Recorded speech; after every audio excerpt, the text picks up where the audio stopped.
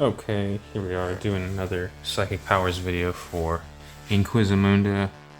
We got some Necrons here doing some, scandalous Xenos stuff. And we got our Ordo Xenos Inquisitor here with his warband trying to stop it.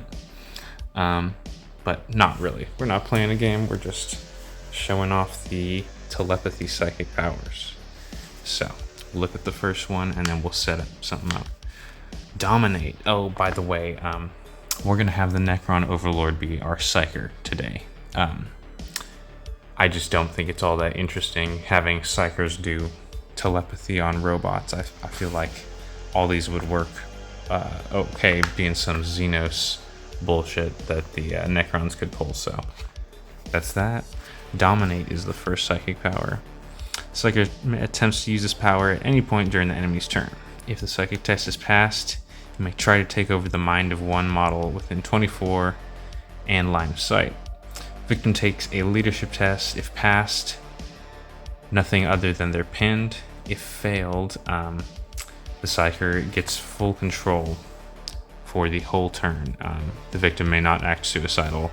You can see all that. Pretty dope. I like it. All right, we got our first situation here. We got our Overlord, our Psyker here, and so it's going to be the Inquisitor's turn. He's going to open this, do his charge move into this Necron here. So now that the Overlord is going to use his Dominate ability, going to roll to take control of the Sister of Battle right here. So we'll just say he passes, because I'm not going to do a whole bunch of rolling, but yeah, so then he can pretty much gets her to charge or do any sort of attack she wants. She could flame this guy if that were more reasonable, if that was something she wanted to do, but he can make her pretty much attack her own Inquisitor. That's pretty hardcore. Good psychic power, really just lets you take control of an enemy's model for the whole turn, and you could probably use that just about every turn you can pass the leadership test. There's no limit on how many times you can use that in the game. All right, that's a good one. So the next telepathy psychic power is Impending Doom. This power may only be used once per scenario. Target one non-leader enemy model within 24 with leadership 9 or less in line of sight. That model must pass a leadership test using its own leadership or immediately leave play. So I guess they either just fall into some doomed coma or, lose their mind, or they run off because they think they're going to get killed. If this occurs, the model does not roll injury chart, collect experience. Yeah, so he doesn't take injuries, he just runs off, I guess, or faints or something. All right, so for Impending Doom, we've got our Overlord. He's teleporting over here. This is just bullshit. I'm just making stuff up. It doesn't really matter. But, this is, if I was going to play a game on this, I'd definitely use these as giving the Necron some teleporting abilities to get around the board to be more threatening. Anyways, we are going to have him teleport over here. And we don't want, our Overlord doesn't want to let these two get in combat with his Necron minions, because they're pretty good in close combat. So, Impending Doom. So, he's going to choose the Sister of Battle because her leadership is less than our Eldar, so the psychic power has more a chance of affecting her. So, he uses it, it goes off. Our Sister of Battle takes her leadership test, and she fails it. She then leaves play immediately. So she's just out of there. Either her nerve breaks and she runs off into the Necron tomb, or who knows, she maybe just faints right there. Anyways, yeah, that's Impending Doom. Pretty good one, honestly. Probably even better than Dominate. Just deletes a model. that you don't want. Obviously, non-leader model, so still good, very good.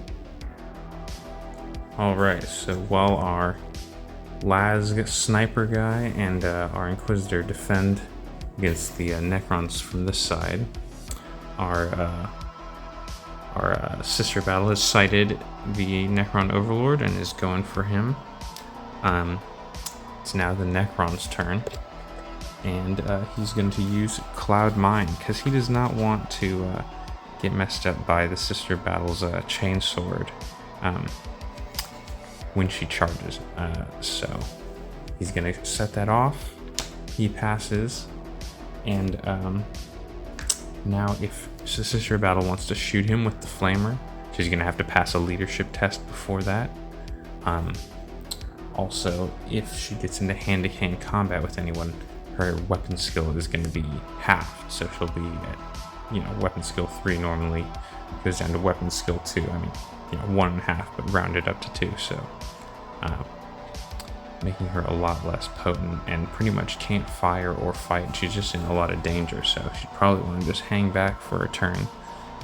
That Cloud Mine ability works for the whole next turn.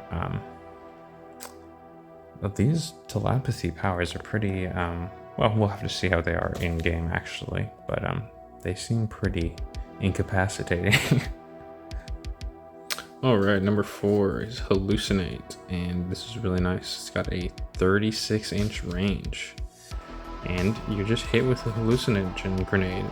So we'll look in the Necromunda Community Edition rulebook to see what that does, because I don't remember. Okay, so we got our situation right here. Our Inquisitor coming out with our Psyker. Our Laz sniper guy over here sniping, taking out some Necrons. So he's just down and wounded this guy. And our Overlord over here with Hallucinate does not like that. And I put him all the way across the board just to demonstrate how long the range of this psychic power is with the 36 inches. So this board is about 30 inches, so it can reach the whole way. So anyways, Psyker takes his test, targets this guy, passes his test, and pretty much we go straight to the hallucinogen chart in the Community Edition rulebook. So there's a lot of stuff that can happen. This is pretty much either a free 50% chance to resist or 50% chance to reroll. Oh, they're crawling all over me. The victim is convinced, yeah, so they're pretty much just pinned for a turn, and they can't do anything for the next turn. So I guess like they can't fight in hand-to-hand combat, or, they're pinned for a whole turn, can't recover from it. This one is pretty much you make the enemy turn a random direction and fire. It can hit, a friendly in that direction. This just pretty much makes them broken, and they run 2d6 inches away from, whatever closest enemy, I guess. This one makes them intentionally shoot their own friendlies, so that's a pretty good one. And this just takes them out of action, kind of like impending doom. So pretty interesting. We can just do a quick roll, see what would happen to this guy. 3 over there, so he'd think there's enemies around him.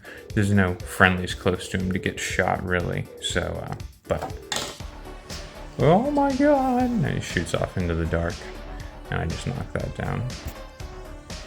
I haven't used the hallucinogen grenades or any psychic powers that do it, but this is really cool. I can't wait to use some hallucinogen grenades now after looking at the rules. Okay, so psychic power telepathy number 5, Mind Ward. This one's a little risky, I feel like. So you can cast it within 18 inches line of sight, and the Psyker and the victim roll a d6 and add their unmodified leadership value. Whoever has the highest total is the winner. The loser suffers 1 automatic wound, no saves allowed, If the enemy is not taken out of action, it has hatred towards the Psyker. So that is it's a little riskier than the others. I do like the test, but having a chance to suffer a wound using your own psychic power is definitely risky. All right, so we have our situation. Our Psyker's gone in here, or our Sage has gone in here trying to access this control panel, but our Necron Overlord has come in the other end of the hallway and is initiating a mind war. So he casts it, it goes off, and they're each going to roll a d6.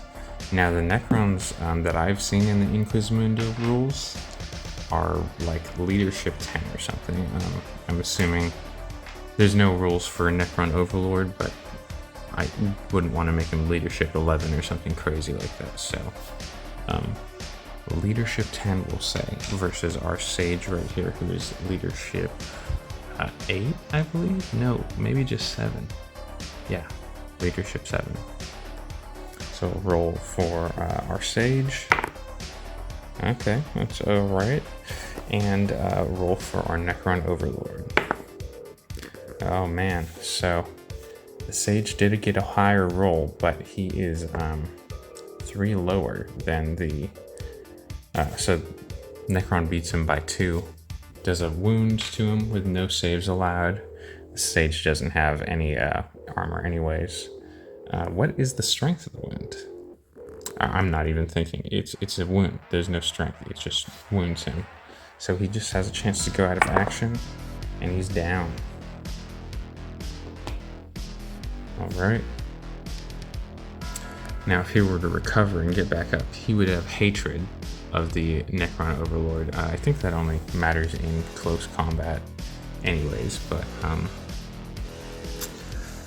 that's how it goes.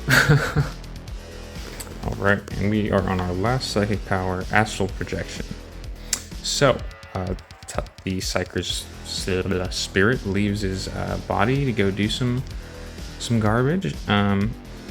So, if this power may never be used if the Psyker is engaged in hand-to-hand combat or is within line of sight of an enemy when the test is made. So you got to be isolated. You definitely don't want to be anywhere too close to anybody. But you do want to be able to see your friend, I think, who is... let's see. Okay, I see. So you just want to be outside of line of sight of enemies. It doesn't matter if you can see, you can cast it on any of your friendly models, whether they're in line of sight of you or not. You just astral projecting right into their body. So, if successful, the Psyker may add any of its characteristic values to one friendly model until the end of the turn. The Psyker may do this any number of times, so I'm just assuming that means it's not, it says once one friendly model until the end of the turn, so you can't do like multiple friendly models in the same turn. The Psyker is attacked while using this power, then it may receives 1 automatic hit in hand-to-hand combat. If the Psyker survives, it immediately returns to its body, the power is cancelled, and may defend itself as normal. Very interesting. Alright, so here is our last little setup scenario.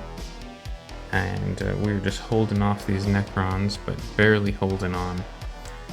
Sage Varian is going to be the Psyker this time. He's crawled behind this little pillar to hopefully recover, hopefully come back with a flesh wound. And oh, what do you know? We just happened to roll a 1. So Sage Varian is recovering and using his... he's going to be flesh wounded, put a little marker on him, and he's going to use his psychic power, Astral Projection. So rolls his dice, it goes off.